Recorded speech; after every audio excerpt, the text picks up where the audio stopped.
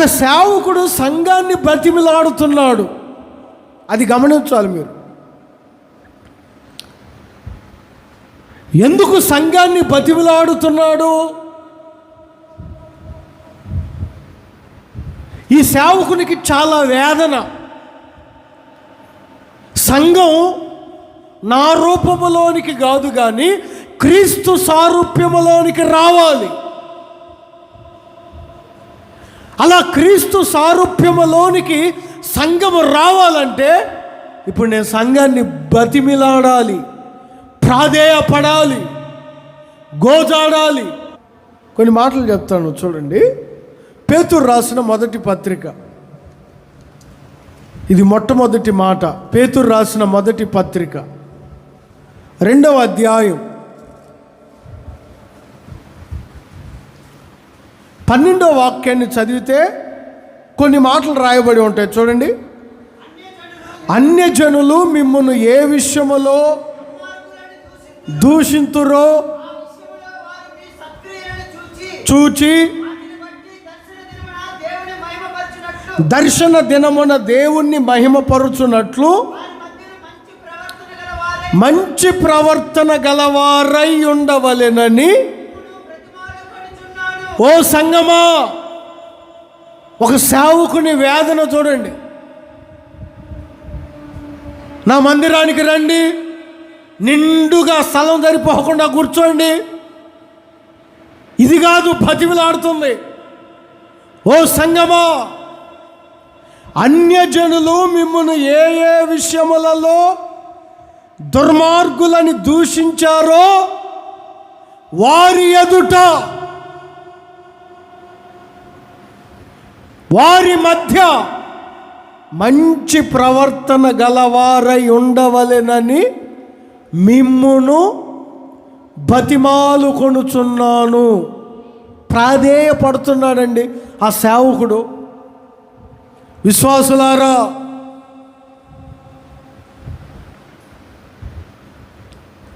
లోకంలో ఉన్నప్పుడు, సంఘములో ఉన్నప్పుడు, సమాజంలో ఉన్నప్పుడు, వ్యాపారం చేస్తున్న చోట ఉన్నప్పుడు, ఉద్యోగం చేస్తున్న చోట ఉన్నప్పుడు మనం ఎలా ఉండాలి?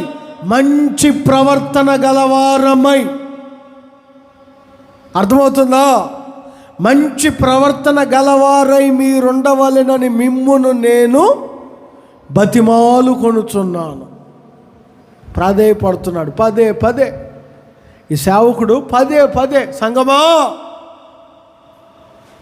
మనం మిమ్మల్ని ఎవరో దూషించారు కదా, ఇప్పుడు మీరు కూడా వారిని దూషించండి.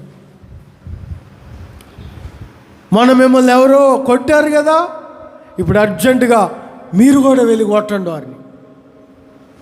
మొన్న మిమ్మల్ని ఎవరో ఒక మాట అన్నారుగా, మీరు కూడా ఇప్పుడు వెళ్ళి 2 మాటలు అనండి అని బతిమలాడుకోవట్లేదండి. దైవజనుడు ఎలా బ్రతిమలాడుతున్నాడో చూడండి.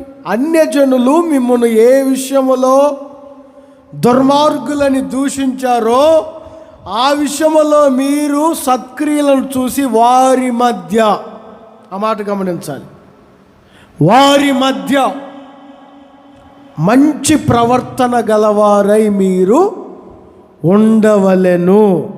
ఆమేనని చెప్పండి అందరూ. ఇంకొంచెం గట్టిగా చెప్పండి. మంచి ప్రవర్తన అంటే యోగ్యమైన ప్రవర్తన. నీ పై ఉద్యోగస్తుడు కఠినాత్ముడే, మూర్ఖుడే, నువ్వు మూర్ఖంగా ఉంటే ఎలా? నీ తోటి ఉన్నవాడు దుర్మార్గుడే, నువ్వు దుర్మార్గంగా ఉంటే ఎలా? వారి ఎదుట మీరు యోగ్య ప్రవర్తన గలవారై, వారి ఎదుట మీరు మంచి ప్రవర్తన గలవారై, వారి ఎదుట మీరు సత్ప్రవర్తన గలవారై. దేవుని బిడ్డలారా, మీరు ఎలా నడుచుతున్నారు? ఒక సేవకుడు బతిమిలాడుచున్నాడు, సంగమా, మంచి ప్రవర్తన గలవారై ఉండండి. ఆమేన్. అందరు చెప్పండి గట్టిగా ఆమేన్. ఇంకొంచెం గట్టిగా చెప్పండి ఆమేన్. మంచి ప్రవర్తన గలవారై ఉండండి. ఏ మాత్రం తొందరపడకండి. వాడు ఒక మాట అన్నాడనో, 4 మాటలు చెప్పాడనో, నన్ను నలుగురిలో అవమానపరిచాడని ఏం తొందరపడకండి. ఎవరు మిమ్మును దూషించారో, ఎవరు మిమ్మును నిందించారో, ఎవరు మిమ్మును అవమానపరిచారో, ఎవరు మీ గురించి హేళనగా మాట్లాడారో వారి మధ్య దైవ సేవకుడు చేతులు ఎత్తి బ్రతిమిలాడుతున్నాడు, ప్రాధేయపడుతున్నాడు ఆ సంఘంతో. సంఘమా, యోగ్యమైన ప్రవర్తన గలవారై, మంచి ప్రవర్తన గలవారై ఉండండి. మంచి ప్రవర్తన అంటే, మంచి ప్రవర్తన ఎలా ఉంటుంది? దినవృత్తాంతముల 2వ గ్రంథం 34వ అధ్యాయం 2వ వాక్యంలో,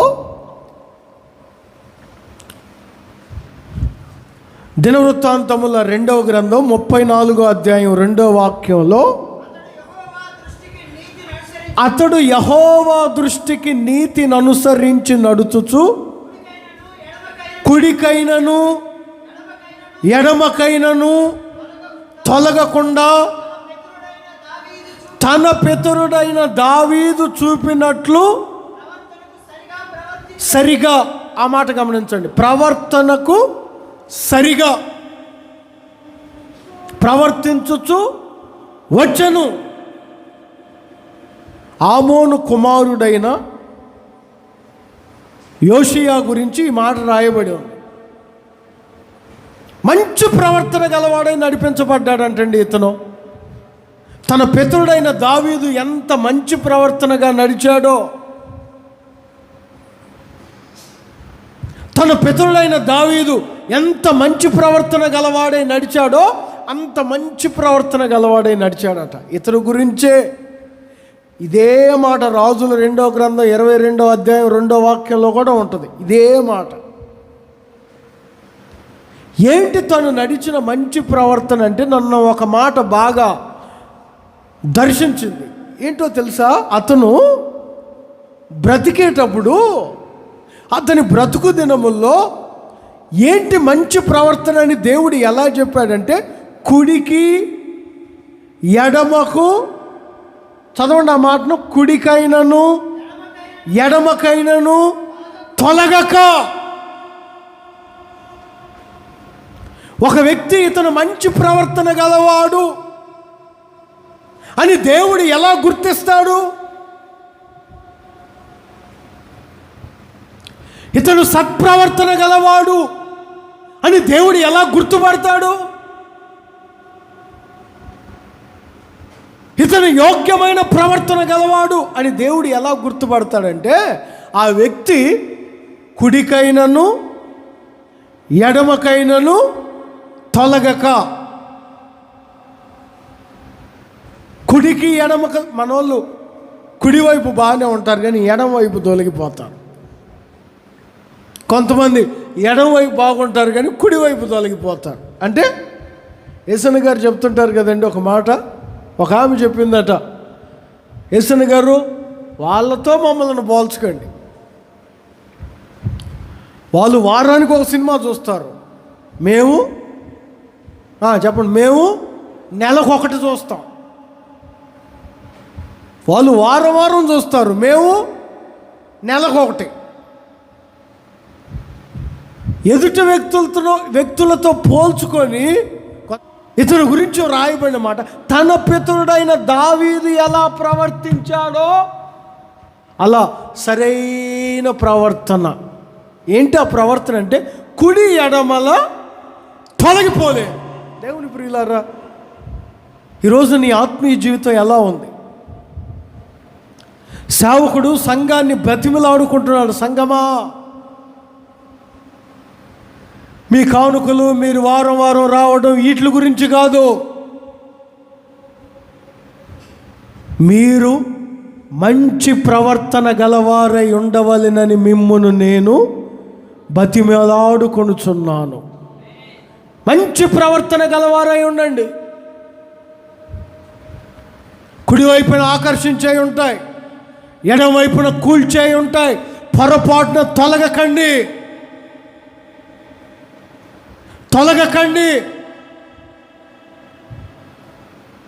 ఈ భక్తుడు అలా తొలగిపోలేదు. అక్కడ వ్రాయబడిన మాట, కుడి ఎడమల తొలగక సరిగ్గా ప్రవర్తించను. ఒకవైపు బాగుంటే మరొక వైపు బాగోరు. కొంతమంది చూడండి, ఒకవైపు బాగుంటే మరొక వైపు బాగోరు. ప్రార్థనకు క్రమం తప్పకుండా వస్తారు, పాపాన్ని మాత్రం క్రమం తప్పకుండా పాలు పంపులు పొందుతారు, తొలగిపోతుంటారు. దేవుడు అట్టి వారిని కోరుకోడు. మంచి ప్రవర్తన గలవారై. రూతు గ్రంథంలో కూడా ఒక మాట రాయబడి ఉంటుంది. రూతు కూడా మంచి ప్రవర్తన కలిగిన సహోదరిలాగానే నడిచింది. మంచి ప్రవర్తన. రూతు గ్రంథం 3వ అధ్యాయంలోనికి రండి, 10వ వాక్యం. రూతు గ్రంథం 3వ అధ్యాయం 10వ వాక్యం. నా కుమారి, దీవెన నొందిన దానవు, కొద్దివారినే కానీ గొప్పవారినే కానీ యవనస్తులనే కానీ వెంబడింపకయుండుట వలన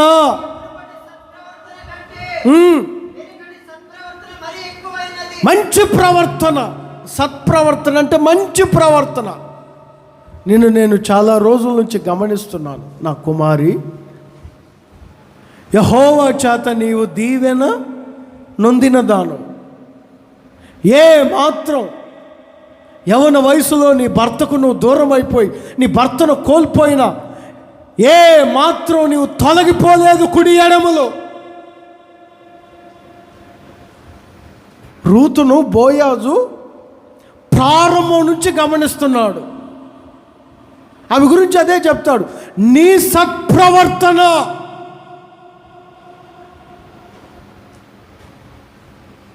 ఇప్పటి సత్ప్రవర్తన కంటే మరి ఎక్కువైంది. ఎవరిని వెంబడించలేదు, కుడి ఎడమల తొలగిపోలేదు. ఓ సేవకుడు సంఘాన్ని బతిమిలాడుకుంటున్నాడు, సంఘమా మంచి ప్రవర్తన గలవారై మీరు ఉండాలి. మీరు అలా ఉండకపోతే మీ వలన దేవుని నామం దూషింపబడుతుంది. యెహెజ్కేలు గ్రంథం 36వ అధ్యాయంలోనికి రండి. యెహెజ్కేలు గ్రంథం 36వ అధ్యాయం. యెహెజ్కేలు గ్రంథం 36వ అధ్యాయం 22వ వాక్యం నుంచి చదివితే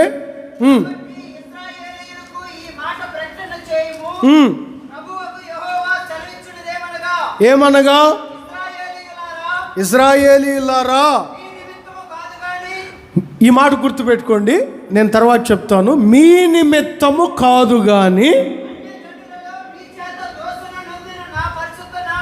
నా పరిశుద్ధ నామము నిమిత్తము నేను చేయబోవు దాన్ని చేస్తాను. ఏం చేస్తాడు ఆయన? 29వ వాక్యంలో ఉంటుంది చూడండి. మీ సకలమైన అపవిత్రతను పోగొట్టి కరువు రానివ్వక అభివృద్ధి చేస్తాను. ఒరే పిచ్చోళ్ళారా, నేను అభివృద్ధి చెందుతున్నాను, ఇప్పుడంతా నాకు బాగానే ఉంది, ఇంట్లోకి కొత్త కొత్త వస్తువులు వస్తున్నాయి, ఇప్పుడంతా బాగానే ఉందిలే అని మీరు అనుకుంటున్నారేమో. మిమ్మును బట్టి కాదు. అక్కడ మొదటే అంటాడు, నేను మొదటే గుర్తుపెట్టుకోండి ఈ మాట అన్నాను కదా, 22వ వాక్యంలో ఏమంటాడు? మీ నిమిత్తము కాదు కానీ అన్యజనులలో మీ చేత దూషణ నొందిన నా పరిశుద్ధ నామము నిమిత్తం. ఆల్రెడీ అన్యజనులలో మీ ద్వారా దేవుని నామం ఏమి పొందుతుంది? దూషింపబడుతుంది. 32వ వాక్యంలో కూడా అదే అంటాడు, మీ నిమిత్తం నేను ఇలాగు చేయుట లేదని తెలుసుకొనుడి. వాక్కు ఇప్పుడైనా చూడండి, ఒక మాట అంటాడు, ఇప్పటికైనా. చాలాసార్లు మీ ద్వారా దేవుని నామాన్ని అవమానపరిచారు, మీ మాటల ద్వారా దేవుని నామాన్ని అవమానపరిచారు, బజారులో మీ ప్రవర్తన ద్వారా దేవుని నామానికి అసహ్యాన్ని కలిగించారు. అయినా నేను అభివృద్ధి చెందుతున్నానులే, నాకంతా బాగానే ఉందిలే అని అనుకుంటే పొరపాటు. మిమ్మల్ని బట్టి కాదు, అన్యజనుల్లో దేవుని నామం ఇంకా దూషింపబడకూడదని దేవుడు మిమ్మల్ని అభివృద్ధి చేస్తున్నాడు. ఇప్పటికైనా మీరు సిగ్గు తెచ్చుకోండి. అదే అంటాడు, మీ ప్రవర్తన గురించి ఇప్పటికైనా మీరు సిగ్గుపడండి. ఒక సంఘములో ఉన్న సభ్యుడిగా, క్రీస్తును సొంత రక్షకునిగా అంగీకరించిన క్రీస్తు పత్రికగా ఒక మంచి ప్రవర్తన కలిగిన వాడునై నేను ఉండాలి. ఆమేనని చెప్పండి. అందరూ చేతుల పైకెత్తి గట్టిగా చెప్పాలి ఆమేనని. ఒక మంచి ప్రవర్తన కలిగిన దానినై నేను ఉండాలి. అదే అంటాడు 32వ వాక్యంలో, మీ ప్రవర్తన గూర్చి ఏకనైనా సిగ్గునందుడి. ఒక మంచి ప్రవర్తన గలవారై, యోషయా రూతు వలె కుడి ఎడమల తొలగిపోలే. ఎలా ఉంది నీ ప్రవర్తన? నీ బిహేవియర్ ఎలా ఉంది? దైవజనుడు బ్రతిమిలాడుకుంటున్నాడు ఆ సేవకుడు, సంగమా సంగమా, మీ ద్వారా దేవుని నామం దూషింపబడకూడదు, మంచి ప్రవర్తన గలవారే మీరు ఉండాలని మిమ్మల్ని బతిమిలాడుకొనుచున్నాను. నీ ప్రవర్తన ఎలా ఉంది? నీ ప్రవర్తన యోగ్యకరమైనదిగా ఉందా? కుడి ఎడమల తొలగిపోనిదై ఉందా? కుడి ఎడమల తొలగిపోకుండా ఒక రూతు వెళ్ళిన సత్ప్రవర్తన వలె ఉన్నదా? పరిశీలించుకుందాం మన జీవితాలను. ఈరోజు సేవకుడు బతిమిలాడుతున్నాడు సంఘాన్ని. మరొక మాట కూడా చెప్తాను నేను. ఫిలిప్పీయులకు రాసిన పత్రిక 4వ అధ్యాయం. అపోస్తులుడైన పౌలు ఫిలిప్పీయులకు రాసిన పత్రిక 4వ అధ్యాయం 2వ వాక్యాన్ని చదివితే అక్కడ ఒక మాట రాయబడి చూడండి. ప్రభువునందు ఏక మనస్సు గలవారై ఉండుడని యవోదియాను సుంటికేసును బతిమాలు కొనుచున్నాను. జాగ్రత్తగా వినాలి. మొట్టమొదటిగా చెప్పాను, మంచి ప్రవర్తన గలవారై ఉండవలెనని దైవజనుడు బతిమలాడుచున్నాడు. రెండవదిగా చూడండి, ఆ సంఘములో యవోదియాను సుంటికేసు అని వారిద్దరిని దైవ సేవకుడు బతిమిలాడుకొనుచున్నాడు. ఎందుకు? దేనికి బతిమిలాడుచున్నాడు? అయ్యా ఒక బస్తా బియ్యం దే అయ్యా, అయ్యా ఒక కేజీ కందిపప్పు దే అయ్యా, అయ్యా ఒక 1000 రూపాయలు ఉంటే సరుకులు దే అయ్యా అని కాదు. కొంతమంది అలా బతిమిలాడుతుంటారు. ఈయన అలా బతిమిలాడటం లేదు. ప్రభువునందు ఏక మనస్సు గలవారై మీరు ఉండాలని నేను బతిమిలాడుచున్నాను. కొంచెం డిఫరెన్స్ వచ్చింది వీరిలో, అర్థమైంది. ఈ సేవకునికి అర్థమైంది. ఇప్పటివరకు బాగానే ఏక మనసుతో నడిచారు కదరా, వీరిలో కొంచెం డిఫరెన్స్ వచ్చింది ఏంటి అని. అసలు ఎందుకు ఈ డిఫరెన్స్ వచ్చిందంటే అపోస్తుల కార్యంలో ఉంటుంది చూడండి. అది 6వ అధ్యాయం అపోస్తుల కార్యములు 6వ అధ్యాయం 1వ వాక్యం చూడండి. ఆ దినములలో విస్తరించుచున్నప్పుడు చిన్న చూపు చూసిరని సనుగులు ప్రారంభమయ్యాయి సంఘంలో. కొంచెం భేదాలు లేసాయి సంఘంలో. కొరింథీయులకు రాసిన మొదటి పత్రిక 3వ అధ్యాయం 4వ వాక్యంలో కూడా వాళ్ళలో కొంతమంది నేను అపోల్లో వాడను, నేను కేఫా వాడను. 3:4 కొరింథీయులకు రాసిన మొదటి పత్రిక, పౌలు వాడను, మరి ఒకడు నేను అపోల్లో వాడను అని చెప్పినప్పుడు చూడండి, శరీర సంబంధంలాగా మారిపోతున్నారు ఈ రోజున చాలామంది. ఏకత్వం లేదు, ఏక మనస్సు లేదు.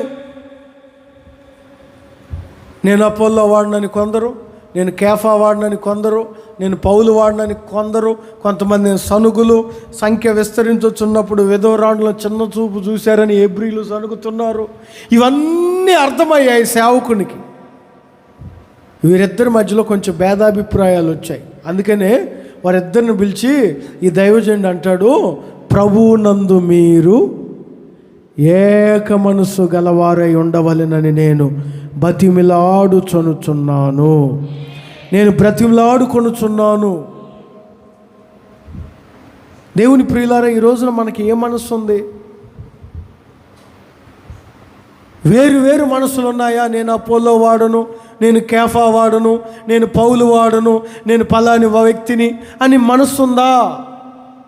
ఒక సంఘముగా మనం నడిపించబడుతున్నప్పుడు, ఒక పాత్రలోనిది మనం త్రాగుతున్నప్పుడు, ఒక పాత్రలోనిది మనం తినుచూ ఉన్నప్పుడు, ఒక బండలోనిది మనం త్రాగుచున్నప్పుడు మనమందరం ఎలా ఉండాలో తెలుసా? ఏక మనసు గలవారమై ఉండాలి. ఆమేనని చెప్పండి అందరూ. ఇంకొంచెం గట్టిగా చెప్పండి ఆమేనని. దేవుని వాక్యాన్ని వినుచున్న దేవుని ప్రియులారా, ఆ రోజుల్లో యూదులకు అన్యులకు మధ్యలో కొన్ని భేదాభిప్రాయాలు వచ్చాయి.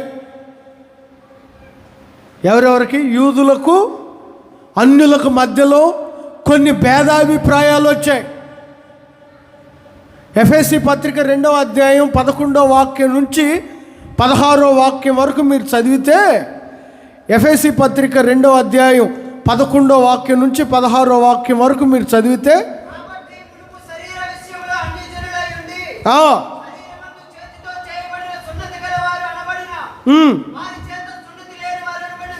మీరు అక్కడ సున్నతి గలవారు అనబడిన వారి చేత సున్నతి లేని వారు అనబడిన మీరు. సున్నతి గలవారు అనబడిన వారెవరంటే యూదులు. సున్నతి లేని వారు అనబడిన మీరెవరు చెప్పండి? వారు ఎవరు? అన్యులు. వీరిద్దరిని గురించి పౌలు గారు ఏం చెప్తారంటే, ఆ కాలమందు ఇశ్రాయేలీయులతో కాక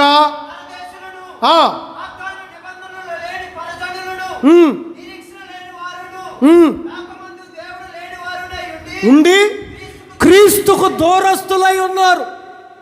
వారు ఉన్నారు, మీరు ఉన్నారు. అయితే 14వ వాక్యంలో చూడండి, 13, క్రీస్తు యేసునందు క్రీస్తు రక్తము వలన ఇప్పుడు మనల్ని ఆయన ఏం చేశాడంటే సమీపస్తులు చేశాడు.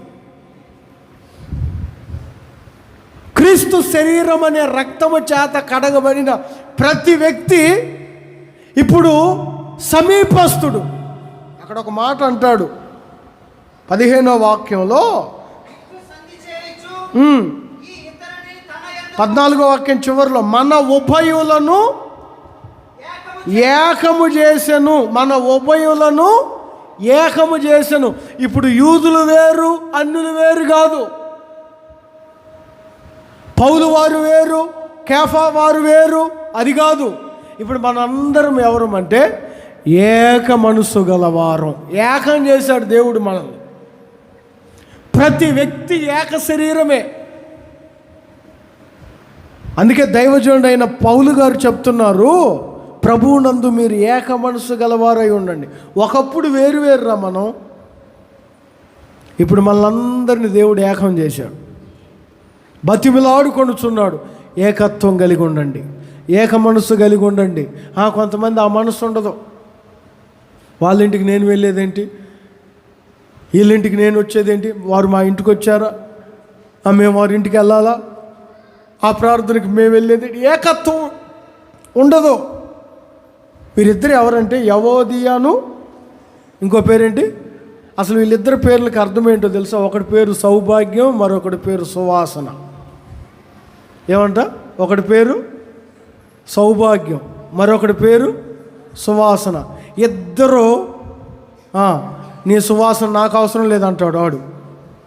ఈడేమో నీ సౌభాగ్యం నాకు అవసరం లేదంటాడు. వీళ్ళ మధ్యలో దైవ సేవకుడు, ఒరే మీ ఇద్దరు అలా ఉండకూడదురా, ప్రభువునందు మీరు ఏక మనస్సు గలవారై ఉండాలని వారిని బతిమిలాడుకొనుచున్నాడు. వాక్యాన్ని వినుచున్న దేవుని సంగమా, నువ్వు ఏక మనస్సు కలిగి ఉన్నావా? తోటి వారితో ఏకీభవించుచున్నావా? కొంతమంది ఒక్కళ్ళే ఉంటుంటారు చూడండి, నాకు ఎవరితో అవసరం లేదండి, నా జ్ఞానం, నా టాలెంట్, నా తెలివి చాలు, నాకెవరితో అవసరం లేదు, నాకెవరితో అవసరం లేదండి, నాకున్న ఇది చాలు, నాకున్నది అది చాలు. వీళ్ళిద్దరు చూడండి, నేనేం సౌభాగ్యవంతుడిని, నేనేం సువాసన కలిగినోడిని, నాకెందుకులేని వీరిద్దరు విడివిడిగా. దైవజనుడు అయిన పౌలు గారు అంటారు, మీరు అలా ఉండకూడదు, మీరిద్దరూ చెప్పండి బతిమిలాడుకొనుచున్నాడు, ఏకంగా ఉండండి. సంగమా, ఇది నాదో నీదో మనదో కాదు, మనందరూ ఏకమైతేనే ఇది సంఘం. ఆమేనని చెప్పండి అందరూ. ఇంకొంచెం గట్టిగా చెప్పండి.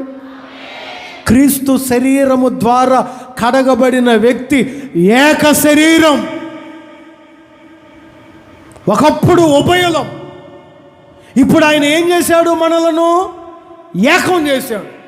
న్యాయాధిపతుల గ్రంథం 20వ అధ్యాయం 11వ వాక్యంలో వేల మంది లక్షల మంది సైన్యమైన శత్రువులకు ఎలా కనపడుతున్నారో తెలుసా? ఒక్కడైనట్లు. ఆ మాటను గమనించండి. 20వ అధ్యాయం న్యాయాధిపతుల గ్రంథం 11వ వాక్యం.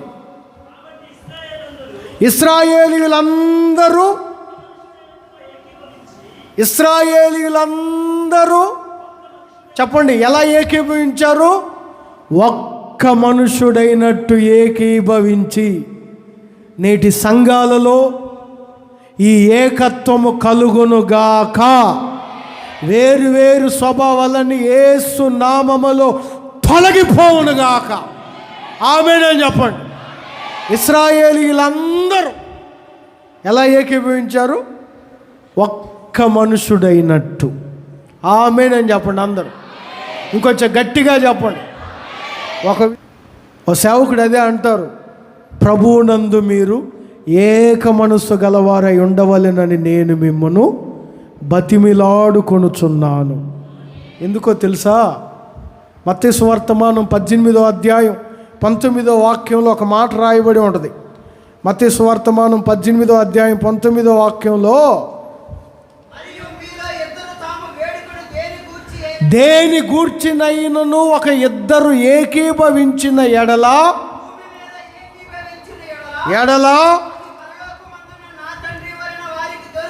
ఖచ్చితంగా ఏ సమస్య కొరకైనా మీరు ఏకీభవించండి, ఏ ఇబ్బందుల్లో అయినా మీరు ఏకీభవించి ప్రార్థన చేయండి, తప్పనిసరిగా భూమి మీద మీకు అది దొరుకుతుంది.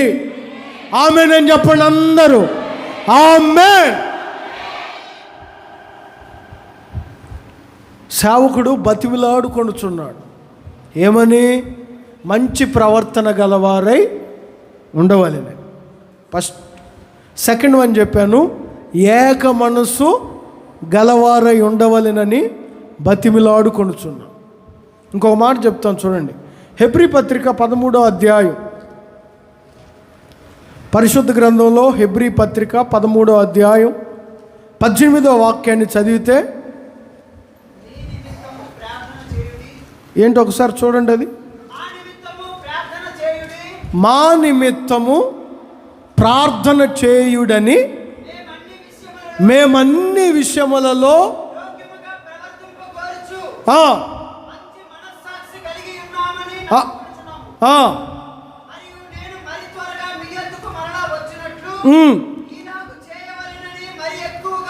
మరి ఎక్కువగా ఎందుకు మిమ్మల్ని బతిమిలాడుకొనుచున్నాను? దైవజనుడు చెప్పుచున్నాడు, సేవకుడు చెప్పుచున్నాడు. ఏమన్నా తెలుసా? మా నిమిత్తము ప్రార్థన చేయుడని మిమ్మును నేను బతిమిలాడుకొనుచున్నాను. ఆమేనని చెప్పండి. ఇంకొంచెం గట్టిగా చెప్పండి. ఆమేన్. ఒక సేవకుడు కోరుకుంటున్నాడు, ఒక సేవకుడు సంఘాన్ని బతిమిలాడుతున్నాడు. దావీదు దేవుణ్ణి బతిమిలాడినట్లు, యోబు తన పనివాడిని బతిమిలాడినట్లు, సేవకుడు సంఘాన్ని బతిమిలాడుతున్నాడు. ఏమని? మంచి ప్రవర్తన గలవారై ఉండండి అని. ఏమని? ఏక మనసు గలవారై ఉండండి అని. ఏమని? మా నిమిత్తం మీరు, చెప్పండి, మా నిమిత్తం మీరు ప్రార్థన చేయుడి. దేవుని ప్రియులారా, నీ తోటి సేవకుని నిమిత్తం ప్రతిరోజు మేము ప్రార్థన చేయుచున్నాం సేవకుని నిమిత్తం అన్నవారు చేతులు ఎత్తండి. ప్రతిరోజు సేవకుని నిమిత్తం మేము ప్రార్థన చేయుచున్నాము అన్నవారు చేతులు ఎత్తి గట్టిగా ఒకసారి హల్లెలూయా అని చెప్పండి. నిజంగా చేస్తున్నారా ప్రార్థన? చెయ్యాలి. సేవకుని నిమిత్తం తప్పనిసరిగా ప్రార్థన చేయాలి. దైవజనుడు కోరుకుంటున్నారు, చూడండి, మా నిమిత్తం ప్రార్థన చేయుడి. ఎందుకయ్యా? మీరే మా కొరకు ప్రార్థన చేస్తారు కదా, మీ నిమిత్తం మేము ప్రార్థన చేయటం ఏంటి? సేవకుని గురించి తప్పనిసరిగా, అంటే నా గురించనే కాదు, ప్రతి సేవకుని గురించి, మీకు తెలిసిన ప్రతి సేవకుని గురించి తప్పనిసరిగా ప్రతిరోజు ప్రార్థన చెయ్యాలి. ఆమేన్ చెప్పండి. ఆ సేవకుడు బతిమిలాడుకొనుచున్నాడు. చేయండి, ప్రార్థన చేయండి. ఒక సేవకునికి సంఘ ప్రార్థనే చాలా ముఖ్యం. ఒక సేవకుడు ప్రకాశిస్తున్నాడంటే, ఒక సేవకుడు తేజరిల్లుతున్నాడంటే, ఒక సేవకుడు అగ్ని గంధకముల చేత మండింపబడుతున్నాడంటే ఆ సంఘ ప్రార్థనే. ఎంతమంది ప్రార్థన చేస్తున్నారు? కొరింథీయులకు రాసిన 2వ పత్రిక 1వ అధ్యాయం 10వ వాక్యంలో ఒక సేవకుడు ఒక మాట చెప్తాడు, చూడండి. తప్పించను, ఇక ముందు తప్పిస్తాడు. మా కొరకు మీరు ప్రార్థన చేయుట వలన మీ సహాయం కూడా మాకు కలుగుతుంది.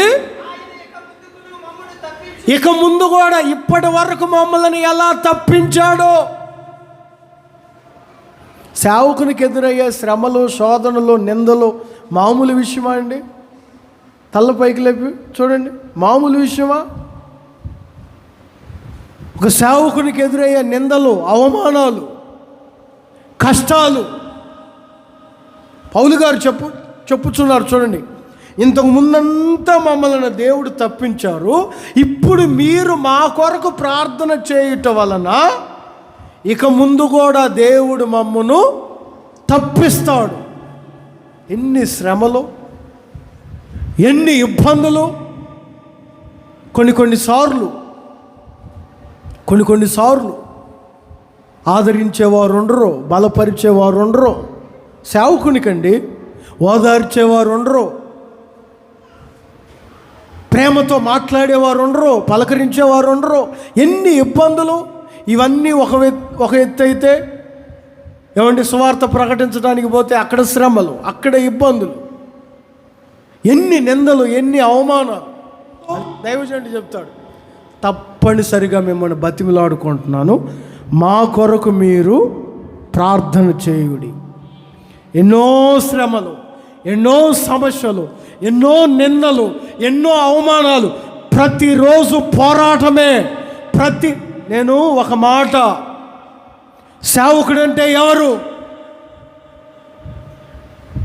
దేవుని ద్వారా మర్మములు పొంది మీకు వాక్యాన్ని ప్రకటిస్తున్న సేవకుడు ఎవరో తెలుసా? ప్రతినిత్యం చావుతో పోరాడేవాడు, నిందలలో పోరాడేవాడు, అవమానాలతో పోరాడేవాడు. తప్పనిసరిగా మీకు తెలిసిన ప్రతి సేవకుని గురించి ప్రతి నిత్యము మీరు ప్రార్థన చేయాలి.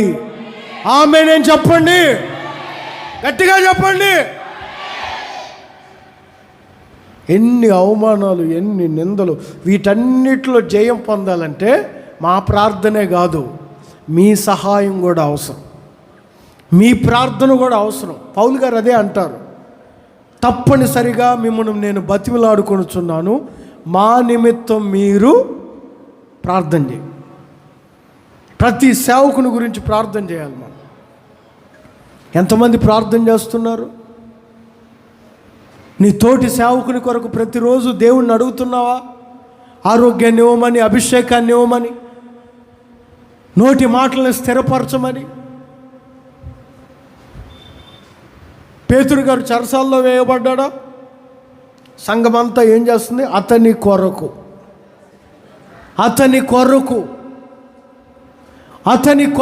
అత్యాసక్తితో ప్రార్థన చేయుచుండెను. 12వ అధ్యాయం అపోస్తుల కార్యములు 12వ వాక్యం. పేతురు చెరసాల్లో ఉంచబడిను.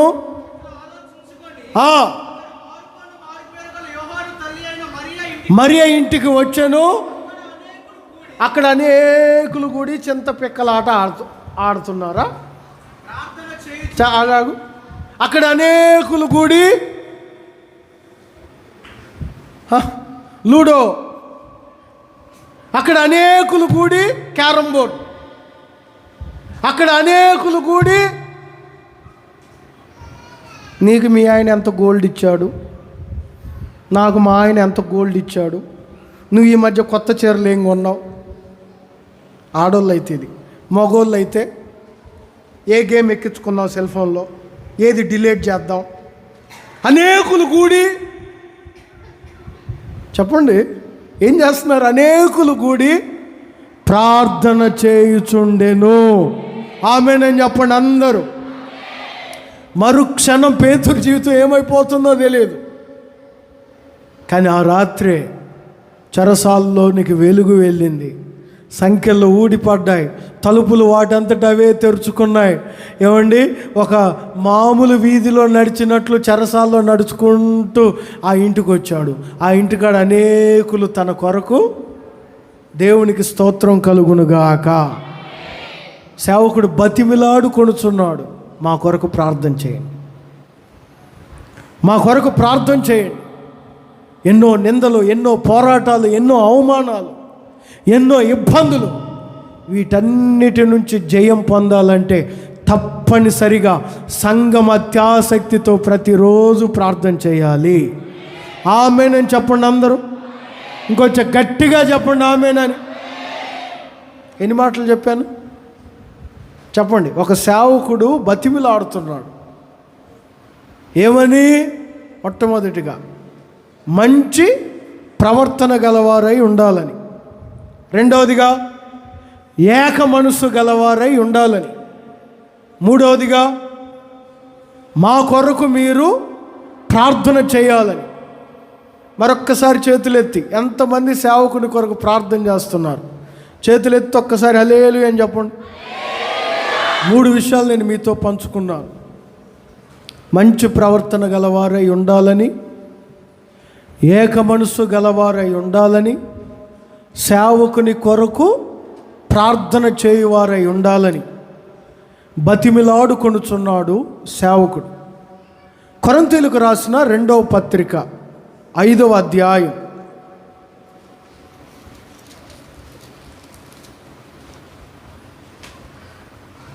20వ వాక్యాన్ని చదివితే,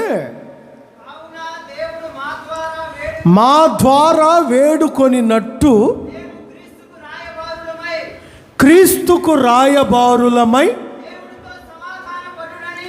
దేవునితో సమాధాన పడుడని క్రీస్తు పక్షముగా మిమ్మును బ్రతిమిలాడుకొనుచున్నాను. ఈ మాట జాగ్రత్తగా వినాలి. ఇప్పటి వరకు ఈ 4 విషయాలు కూడా సేవకుడు సంఘాన్ని బతిమిలాడుకొనుచున్న విషయాలు చెప్పుచున్నాను.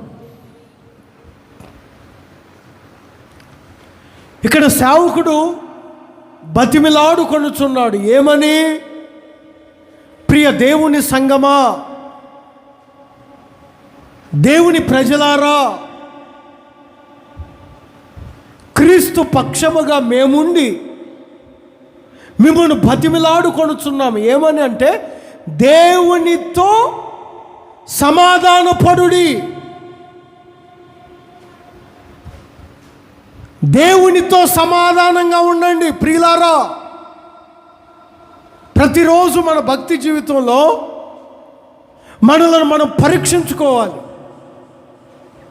బీపీ షుగర్లు ఉన్నవారు చూడండి, రోజైనా వారానికి ఒకసారి అయినా ఖచ్చితంగా వారిని వారు పరీక్ష చేసుకుంటారు. ఇది కూడా క్రైస్తవ జీవితంలో మనల్ని మనం పరీక్షించుకోవాలి. నేను దేవునితో సమాధానంగా ఉన్నానా? దేవుడు నాతో సమాధానంగా ఉన్నాడా? దేవునితో నేను సమాధానంగా ఉన్నానా? ఇలా మనం పరీక్షించుకోవాలి. మీరు దేవునితో సమాధానంగా ఉండుడి అని క్రీస్తు పక్షముగా ఒక సేవకునిగా నేను మిమ్మల్ని బతిమిలాడుకొనుచున్నాను. వాక్యాన్ని వినుచున్న దేవుని సంగమా, ఆయనతో మనం సమాధానంగా లేకపోతే ఏమండి, ఈ లోకంలో ఉన్న వారితో సమాధానంగా లేకపోతేనే ఫైళ్ళ మీద సంతకాలు పెట్టరు. భార్యాభర్తల్లో ఒకరికొకరు సమాధానంగా లేకపోతే ఏమండి, అండీలన్నా పగులుతాయి, దేశాలన్నా మాడిపోతాయి సమాధానంగా లేకపోతే. మరి దేవునితో సమాధానంగా లేకపోతే ప్రతిరోజు మళ్ళీ మనం పరీక్షించుకోవాలి. దేవుడు నాతో సమాధానంగా ఉన్నాడా, లేదా నేను దేవుడితో సమాధానంగా ఉన్నానా? మీరు యెషయా గ్రంథంలో 27వ అధ్యాయాన్ని గమనిస్తే ఒక విశ్వాసి జీవితాన్ని ఫలించే చెట్టుతో పోలుస్తాడు దేవుడు. 27వ అధ్యాయం, యెషయా గ్రంథం 27వ అధ్యాయం. ఈ 27వ అధ్యాయంలో కొన్ని మాటలు రాయబడి ఉంటాయి చూడండి. 2వ వాక్యం నుంచి, ఆ దినమున ఒక ద్రాక్షావనముండును చేయుచున్నాను,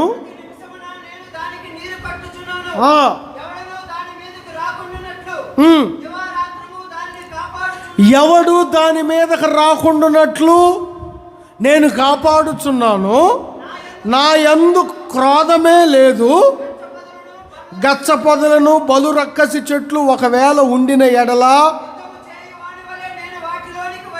వచ్చి తప్పక వాటిని కాల్చివేస్తాను. ఈ మాట జాగ్రత్తగా గమనించాలి. ఈలాగు జరగకుండునట్లు నాతో సమాధాన పడాలి. దివారాత్రములు నేను మిమ్మల్ని కాపాడాలంటే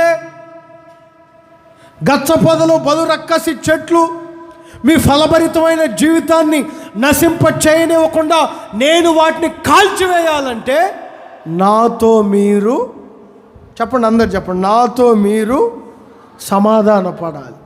నాతో మీరు సమాధాన పడాలి. నాతో మీరు సమాధాన పడ్డారా, యాకోబు వేరు పారును, ఇశ్రాయేలు చిగుర్చి పూయను, వారు భూలోకమును ఫలభరితముగా చేయుదురు. దేవునితో ఎవడు సమాధానంగా ఉంటాడో వాడు భూలోకములో ఫలభరితముగా ఉంటాడు. ఇది సత్యం. నేను సమాధానంగా లేను అంటే నిన్నెవడో కాపాడలేడు. బలు రక్కసి చెట్లు గచ్చ పొదల్ని ఆత్మీయ జీవితాన్ని పాడు చేస్తాయి. దేవునితో సమాధాన పడ. ఆయన కోరుకునేది ఒకటే, నాతో మీరందరూ సమాధానపడు. దేవునితో సమాధాన పడదాం. అందుకే దైవజనుడు అంటాడు, క్రీస్తు పక్షముగా మిమ్మును నేను బతిమిలాడుకొనుచున్నాను, దేవునితో సమాధానపడుడి. దేవునితో సమాధాన పడటం అంటే, దేవునితో సమాధాన పడటం అంటే దానియేలు గ్రంథం 9వ అధ్యాయంలోనికి రండి. దేవుడు స్వయంగా ఒక మాట చెప్తాడు, నాతో సమాధాన పడాలంటే 40 రోజులు కడుపు మార్చుకోవాల్సిన పని లేదు.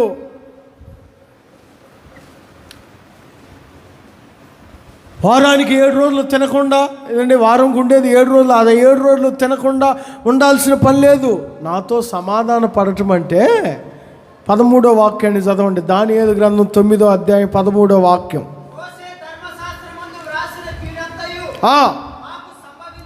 సంభవించినను చెడు నడవడి మానకపోతిమి, నీ సత్యమును అనుసరించి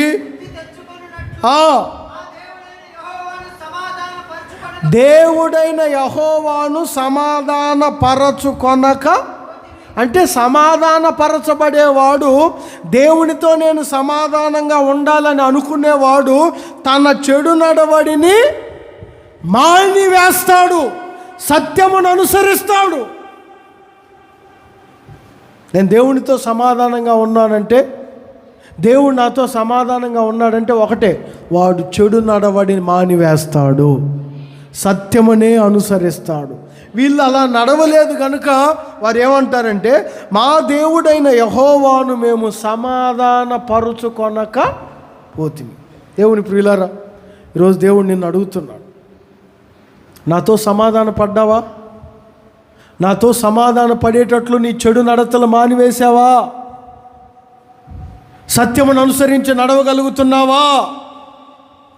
నీ ఆత్మీయ జీవితం ఎలా ఉంది నా ప్రియమైన సహోదరుడా, సహోదరి? చెడు నడతలు మానివేసిన వాడు, చెప్తున్నాను, దేవునితో సమాధాన పడేవాడు. ఒక వ్యక్తి దేవునితో సమాధాన పడాలనుకుంటే వెంటనే వాడు తన చెడు నడతను మానివేస్తాడు. కనుక నా ప్రియమైన దేవుని ప్రియులారా, దావీదు దేవుణ్ణి బతిమిలాడుకొనుచున్నాడు దేవుని కటాక్షం కొరకు. యోబు తన పనివాడిని బతిమిలాడుకొనుచున్నాడు, కానీ వాడు ఒలకలేదు, పలకలేదు. కానీ ఈరోజు సంఘం, ఒక సంఘాన్ని సేవకుడు బతిమిలాడుతున్నాడు. ఏమని? సంఘమా, మొట్టమొదటిగా చెప్పాను, మీరు మంచి ప్రవర్తన గలవారై ఉండవలెనని మిమ్మును బతిమిలాడుకొనుచున్నాడు.